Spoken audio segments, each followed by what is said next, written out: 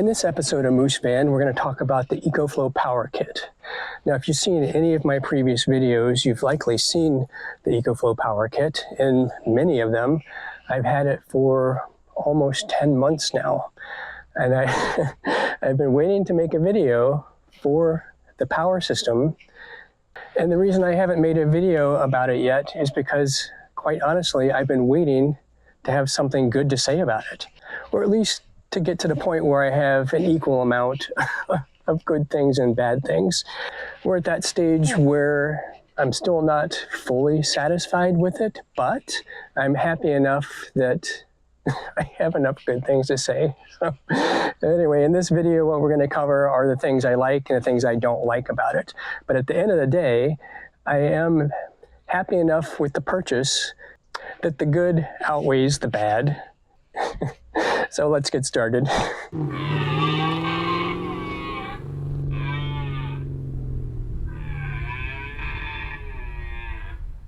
right, first, the most problematic aspect of the EcoFlow Power Kit is this, the EcoFlow Power Dock.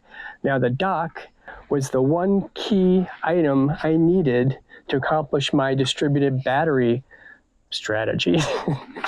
What I wanted to do was have some batteries on this side of the van and have some batteries on this side of the van. I only have 3 batteries, so it'd be 2 in 1. But regardless, I want to split up the weight so I have better weight distribution. The problem is that from day one, the EcoFlow Power Dock made a high-pitched, horrific sound. Okay, as you can see, nothing else plugged into it, one battery, and then this cable here is not twisted up, goes straight into here.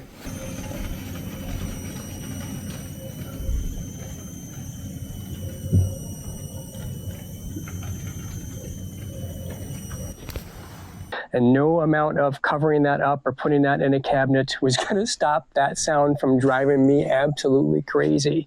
I spent so many months with tech support, and I received 4 separate power docks. The last one finally didn't make any noise. It was silent. I was so happy. If you watched my installing the floor video, you know that I have a cable running under the floor. So it's on top of the van metal floor, but underneath this floor, I actually created a channel for it. So it goes from this side, which connects up to the power hub, to this side, which you can't see now, but it's actually still here, that connected to the power dock. So now the dock would be over here. It's essentially like a power strip. So you plug this into the hub, and then from this, you can plug up to 3 more batteries. So that's how I was going to accomplish it. The maximum length cable for a battery for this kit is 2.5 meters. So while that's enough to plug into the last port here and then barely plug into this on this side, it's not enough to go from this to an actual battery. So I needed this dock to actually make that connection. It was a very expensive power strip. It caused me a lot of grief, but that was a strategy. Run the cable under the floor, connect up the dock on this side, 2 batteries that would go in this bay here, and that's why this is as tall as it is. It's 24 inches tall, which is enough to have 2 batteries stacked up, one on top of the other, and that was the plan. 2 batteries here, 1 battery here, and then the other components of the hub and the distribution panel and all the wiring and everything else. It wasn't really an equal weight distribution, but it was pretty close, and it was close enough. So I was happy with spending the money if it accomplished the goal. Now, at the end of the day, they solved it. They sent me the power dock that works. It is absolutely silent. Took a long time, but this is solved. So if you're looking to buy the dock, that problem is not a problem anymore. You're good to go with this. Something else I'm not a huge fan of are these connectors. And the thing I don't like about them is that they're extremely difficult to get off. It takes a lot of effort to be able to get these on and off. But that part I get because they designed this system to be used in an RV or a van. So yes, as far as that goes, I want it to be difficult to come off because I don't want it popping off as I'm driving down the road. However, the number of times I've had to unplug and replug these to reboot the system, to troubleshoot, to do other things, it's been such a pain in the rear end to get them on and off. Sometimes I have to get a screwdriver in there and start trying to wedge it off. It's just dumb. So what's dumb about it is not the fact that it is clamped on there really well and difficult to come off. What's dumb about it is that they don't have some sort of switch on the actual plug itself to turn it on and off manually. Because during troubleshooting and when you want to fully reboot the system, it is quite common to have to remove these cables. And it wouldn't take too much to just put a little push button or a rocker switch or some other, breaker type of connector on the end of the plug, one end or the other. I don't care if it's on the battery side or this side. Put it on one end of a cable and let the person decide which end they want to put it on. If you blow a fuse on one of your batteries, guess where the fuse is? It's right here on top. So if you stack one battery on top of another, like they suggest that you do, and they make brackets specifically to do that, and then you blow a fuse, how are you going to get to this? That's just bad design, bad engineering. It doesn't make any sense to me. The other complaints I have are primarily software related, and potentially that could be solved more easily in the future than a hardware issue may be, right? Because they can push those updates over the air. So whether you're using the EcoFlow app on your mobile device or the Power Insight or the other small screen that comes with it, there's just some glitchy software bug type of anomalies that they haven't been able to solve. Now, I've reported all of them.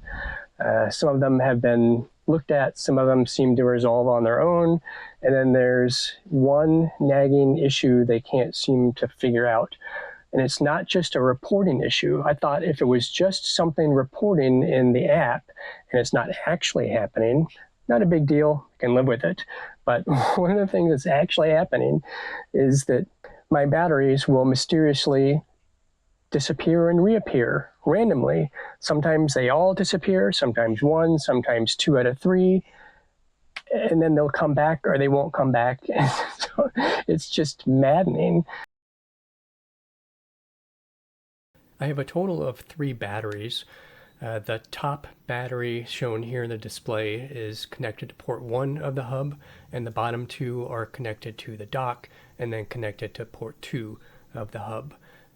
All batteries started out at 0%. I charged them up to 50% and then stopped them. And then I've had them on solar ever since. And you see one's at 57, one's at 51, one's at 48. So all of them starting at 50% and then put on solar, they're charging at different rates. So here I'm going to go ahead and turn off the solar to see if that has any effect on the batteries disappearing and then reappearing. So we'll wait for that to make sure it's off. Go back to the batteries. Okay, you can see they're not charging currently.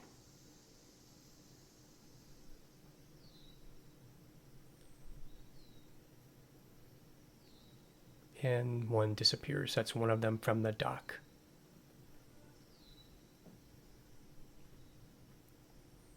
And it's back. Okay, gone again. Both of them are gone. Both of those that are gone currently are from the dock. So now I shut down the hub, swapped the battery ports so that the dock is connected to port 1 and the solar battery on port 2, and right away we've got the dock disappearing completely with both batteries. Now both batteries are back. I turned on the solar charging to see if that had any effect. You can see the 2 batteries on top are from the dock up, and they're both gone. Now I only have the solar battery. I can tell because the 2 on the dock have that little editing pencil next to it where you can change the name of it, and the solar battery, for some mysterious reason, does not have the ability to change the name. So that's how I know which ones are the dock and which ones are the solar battery. So now all of a sudden one of the batteries from the dock stops charging for no apparent reason. And this, by the way, is the battery that is at 48%. And it's not just a reporting issue. So I've done experiments. I actually have several of the batteries unplugged now, and I've run through a lot of different troubleshooting efforts. I've reported all of these up through their support, and nothing. It doesn't matter if I'm using the dock with connected batteries or if the batteries are connected directly to the hub. It doesn't matter if I try different ports of the hub. It doesn't matter if I try different cables. I've ordered new cables and used the cables in these experiments. I've tried different combinations of batteries. I've tried different load events, DC power, AC power, both AC and DC power, no power. It doesn't matter the scenario. The batteries keep randomly disappearing. When I've been down to 1 or 2 batteries and they've disappeared completely to where the system has no batteries showing at all, whatever load I have on AC or DC power shuts off. So it's not a reporting problem, it's an actual problem with the power gone. The batteries are not providing the power at the times when they disappear. When we first experienced the anomaly, we were actually camping in early spring on our way to Colorado, so we weren't quite there yet. And it was cold. It was in the 30s and 40s at night, so we had the heat going, and multiple times during the night, the heat would cut off. And of course, there's the beeping that is associated with that, and then the power would come back on in the system because the battery shows back up. But because of the way the velvet heater works, once the power goes away, it doesn't automatically come back on. That's a manual operation. So there were several times when everything shut off, and we didn't realize that as we were sleeping, and hours later we woke up absolutely freezing for no reason. We have a heater in the van. Why? It's because of this problem with the batteries. And then going forward, I started paying more attention to what's going on. I noticed weird things like the batteries were charging at different rates. They started out the same at whatever percentage I put them at or had them at. Because the batteries were always out of calibration, I would always have to drain them down to 0, charge them up to 100, do that multiple times. And I got them in sync multiple times, and then they would immediately get out of sync because one battery or another would disappear and then not get used during powers of load or not get charged during times of solar or alternator or plug-in power. So they were all charging and discharging at different rates, could not keep them in sync. So to this day, that problem is not solved. Whether you're using the dock or direct into the hub, this is an ongoing support issue. There are a couple other minor things like not being able to name the batteries through the app or naming it in one of the apps and doesn't carry through to the other device. So each device has to be programmed separately. They don't sync. There's some weirdness like that. But those are truly minor, and I could care less about any of that stuff. But what I do care about is the batteries disappearing and reappearing randomly, and support not being able to solve that. That's been going on for several months now. So this is where the cable comes out from underneath the floor. That is the location where I had the power dock previously, and I had it velcroed to the side of 2 of the batteries that were located in this bay. Now I mentioned that the issue of the high-pitched noise coming from the power dock has been solved, and it was. Doesn't make a sound anymore in terms of that high-pitched noise. But what has been happening is that when the batteries disappear and reappear, there's clicking here, loud clicking, constant clicking, because the batteries are constantly disappearing and reappearing. If you sit and watch it on your app for 5 minutes, you'll probably see the batteries disappear and reappear 10, 15 times. Clicking, clicking, clicking, clicking. Can't take it. So, again, one noise replaced by another noise. I'm at the point in my van build now where I can't continue experimenting and hoping that they solve things. So I've literally had to abandon the idea of putting the batteries here and having a load distribution for the specific purpose that this is still making noise. This was almost $500. And to this day, it's just useless to me. It's cost me time. I can't even tell you how much time it's cost me in the troubleshooting and the back and forth and testing 4 of these creating videos for them, sending them the videos back and forth, software updates. And now it's cost me time and effort in my van build design because I've had to make the hard decision not to have the batteries located here, completely abandon the wire running onto the floor that was also an expensive cable, completely abandon the dock, which was an expensive piece of equipment, and now I'm having all my batteries connected on this side directly into the hub. They disappear and reappear, but silently. There's no noise when they do that here, but with the dock clicking. So that's all been quite unfortunate. It's been a challenging journey, but guess what? I work in technology. I understand a lot of how and why stuff like this happens. I have a lot of patience for this sort of thing. I have a troubleshooting, problem-solving mind. And I'm also the type of person who can pivot and change directions and, figure out the next thing to do based on what I have to work with. So it's unfortunate that all of these things happened, but that's one of the things that happens sometimes when you buy the latest and greatest in the next generation. So this is the Gen 2 system, and the Gen 1 may or may not have these problems. I don't know. I have not experienced that system. I haven't seen anything on the internet about it, but the Gen 2 came out, I want to say December of 2024, and I placed my order at about that time and received it in January. This is my second power hub. They did swap this out because I had challenges with the first one. Turns out, wasn't the hub. Challenges followed. This one has the same problems. And those were solved with software updates later, so not even worth talking about their history.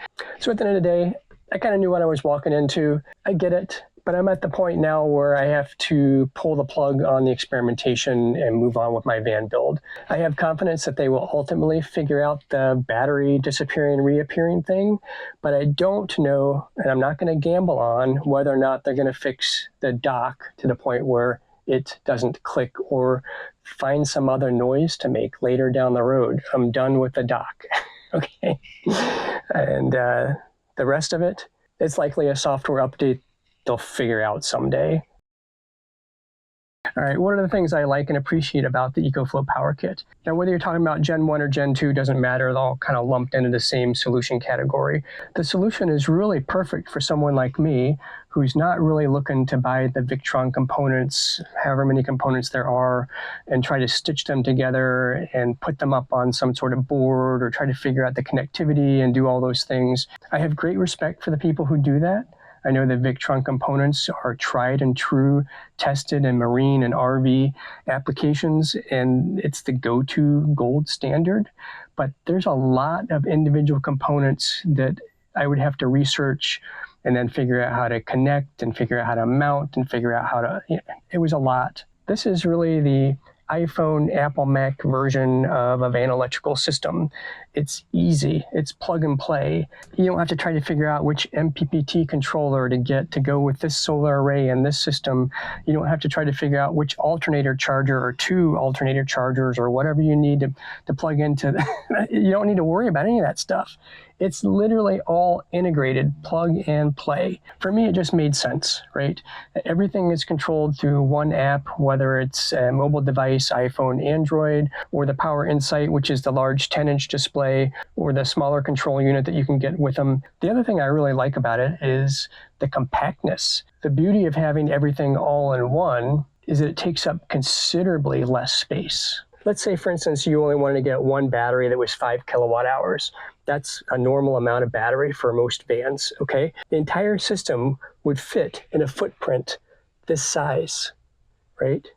So whether you stack it or have it spread out on the floor like I do, it's a very small footprint. Right behind here, I have one battery. That's the 5 kilowatt battery. I've got the power distribution panel here. And by the way, this is the 3050 amp, which is a larger panel. You can get the smaller 30 amp only panel to take up even less space. Very nice compact system. I like that it's really intuitive. I like that everything has a place to be plugged into. Everything is well marked in terms of where it all goes. You can't see that here, but when these are off, you can, here's one. You can see I got that pulled off. So they're labeled really nicely. So when everything is organized like that and labeled nicely, it makes it very easy to have good cable management. So all of the ports and everything really go a long way towards making this a nice, compact, organized, easy to use system. I like that it's natively 48 volts. All of these batteries are 48 volt batteries. This converts it to 12 volt, 24 volt, or 48 volt for your appliances. Now you can only do 12 or 24. You can't have both running simultaneously. You have to choose one or the other. But once you choose that, it does all the conversions automatically. You don't have to worry about that. Now where it can give you the 48 power directly is on one of these ports here. And that's great for me because I bought a 48 volt air conditioner specifically to go with the 48 volt battery system. So it's 48 volt all the way through with no converting. And during the conversion process, you lose some energy, so it's less efficient. So that part worked out perfectly. I really appreciated that. And the fact that they make the cable for the air conditioners to plug in directly to the power hub, just brilliant. That was something that was a game changer for me. Another great benefit is the alternator charging. Now, long ago, I started looking into 24 and even 48 volt systems from Victron and others. And one of the great mysteries at the time I couldn't figure out how to solve was how do you take a 12 volt alternator and charge a 24 or 48 volt system? Maybe there's a solution I didn't find, but but that was just one more problem I didn't have to try to figure out with this. This is a 48 volt system. It plugs directly into my 12 volt battery. It does the conversion for that alternator charging. I don't have to worry about it. That's huge for me. It's less components, it's less worry. They've figured it out, plug and play. And one of the things I really like about the system is that the power distribution panel is remote controlled by the phone app or the Power Insight tablet or the other controller panel. So what that means is that I can individually turn on the DC circuits one by one or collectively, all on, all off. So how that's come in handy for me are situations like testing. So I've got a DC something I want to test to make sure I've got the wiring right and it functions. So I want to wire that up. It's really easy to wire it up to the distribution panel. It's 2 wires, just plug them in. And one of the things that slows me down a lot are switches. Wiring up a switch, I know it's probably easy for some people, but it just takes me a couple extra minutes to figure that part out. So if I'm in a hurry and I just want to troubleshoot something, plug it in, test it, I can do that really easily. Just go into the app, make sure that circuit's off, connect everything up, go into the app, turn the circuit on, the thing comes on, turn the circuit off, thing goes off. Someplace where I've permanently decided to operate a DC device that way is for my gray water tank. I have an electronic ball valve down there that will open and close. Now, typically people will put that on a switch, and whether they put that switch in the galley or up in the driver's area, there are multiple places to put that switch, but mine's remote. So when I want to drain my gray water tank, I just log into the app and click that button to turn on that circuit, and then it opens.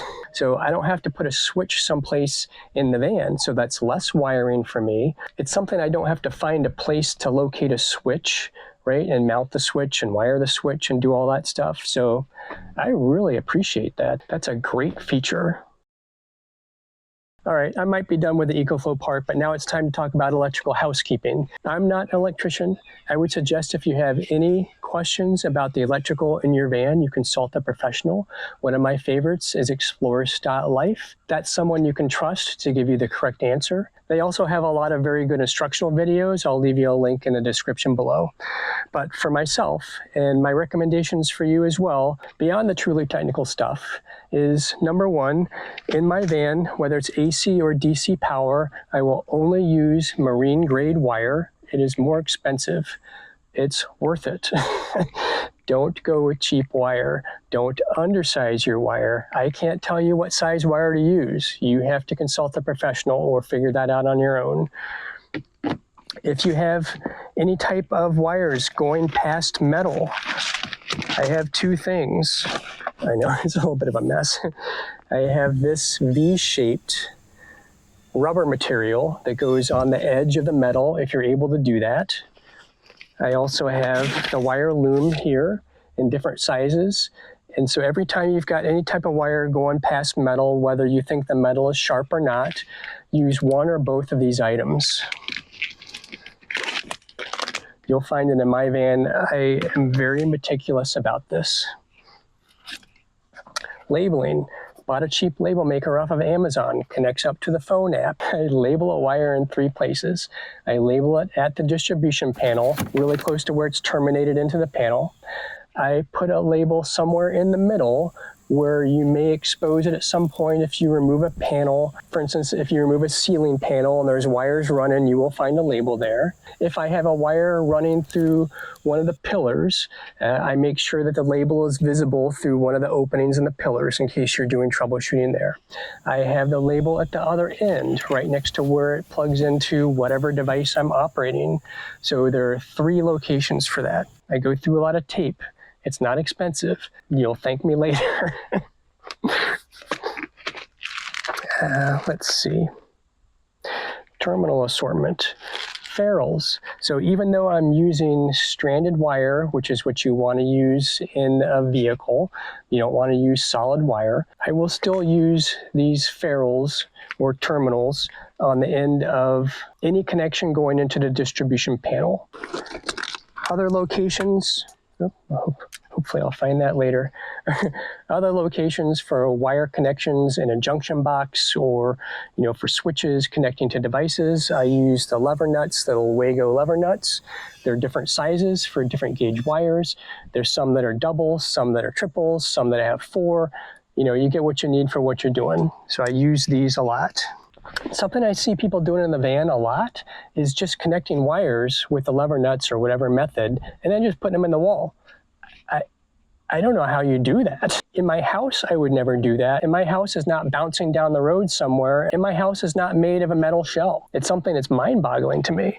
So anywhere I have a junction that's not in a distribution panel, I have that junction in some sort of case. If the connection is somewhere at waist level or below, or anywhere near water, I actually have these waterproof connectors.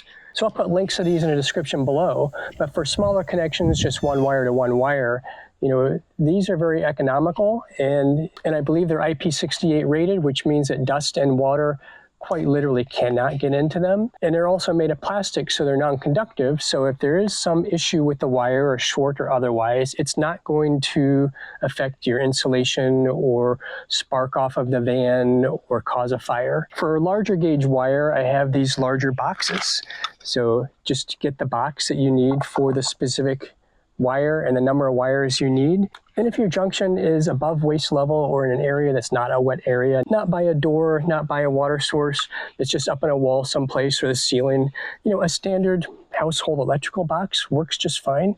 This is a shallow one, so it works really well for vans because you don't have a lot of wall depth. And I've used these in a couple places. Don't just put junctions in the wall and cover them up. That is not a good idea. Spade terminals. When I have a 110 AC outlet in my house, do I sometimes just twist the wire and kind of loop it around the screw and tighten the screw? Sure, who doesn't do that? But in a van, kind of dangerous. So I terminate those wires onto these little spade terminals. And then this is what connects up to the outlet.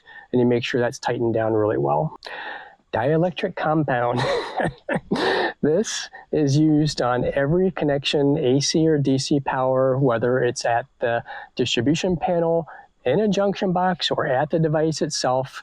It's just a little extra protection against corrosion. I've been in tech most of my adult career. Early in my career, I was a field engineer. I would go out and deploy equipment in data centers all over the country and sometimes globally. And I specialized in DC operated equipment. So one of the things that was instilled in me very early on is putting some sort of dielectric compound on every electrical connection.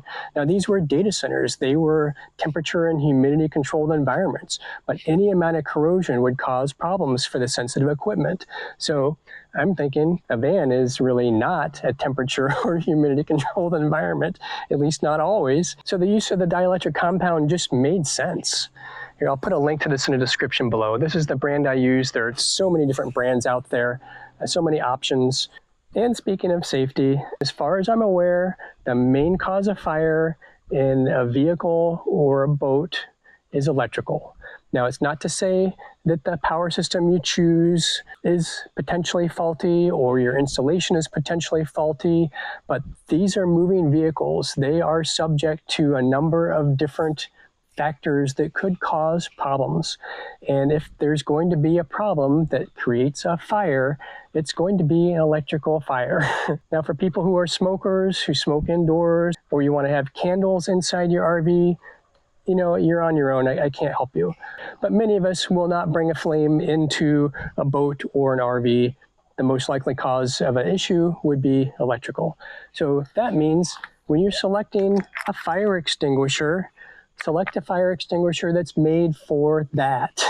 Don't get a generic kitchen fire or a generic house fire type of extinguisher. That will not help you. You need to get the correct equipment and keep it handy. Now, I'm not even in the van full time, and we're not currently camping, but I have this in the van at all times. I'll be known for 3 things in the van building community. Seal the wood completely, put thread locker on every bolt, and put dielectric grease on every electrical connection. If you remember that and nothing more, you'll be mostly fine.